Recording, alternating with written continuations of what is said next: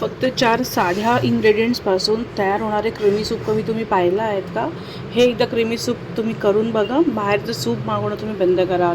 First आपण सर्वप्रथम chicken, sweet corn आणि गाजर, कांदा हे सगळं एकत्रही उकळलेलं चालतं, पण मी जनरली हे थोडं वेगवेगळं उकळलं आहे. कधी कधी स्टॉक जास्ती झाला तर आपण ठेवू शकतो. म्हणजे जेव्हा व्हेज बनवायचं असेल तेव्हा व्हेजमध्ये तो व्हेज स्टॉक आपल्याला यूज करता येतो, म्हणून मी हा स्टॉक वेगवेगळा केला आहे. पण जर कमी क्वांटिटी असेल आणि आपल्याला जर एकत्र बनवायचं असेल तुम्ही एकत्रही करून घ्या.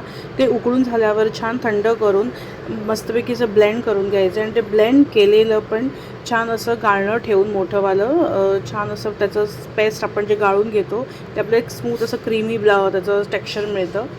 त्यामुळे मस्त असं स्मूथ करून घ्या. त्याच्यानंतर ते छान असं बॉईल करायला ठेवू शकतो आपण. आणि ते जेव्हा चिकन आणि हे मी वेगवेगळं केलं होतं तर चिकनचं जे सेकंड टाईम मी टाकलं आणि फ्रेश क्रीम त्यात ॲड करून पुन्हा असं ब्लेंड केलं. फ्रेश क्रीम हे ऑप्शनल आहे, पण रेस्टॉरंटची चव पाहिजे असेल किंवा कोणी गेस्ट येणार तर हे मी जनरली वापरते.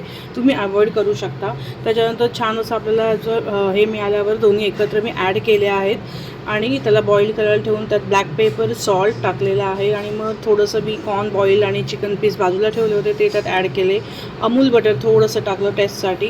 असं एक गरमागरम असं मस्त सूप तयार झालेलं आहे. प्रत्येक सिप तुम्हाला फार अशी कम्फर्टली भरलेली आहे. तुम्ही गरमागरम सर्व करा आणि तुमच्या फॅमिली टाईमबरोबर तुम्ही मस्तपैकी याचा आनंद घ्या. गेस्ट येतील तेव्हा पण हे बनवण्याला फार इझी आणि फार छान लागतं. तुम्ही नक्की ट्राय करा, रेसिपी सेव्ह करा आणि मला नक्की सांगा तुम्ही बनवलात का. थँक्यू.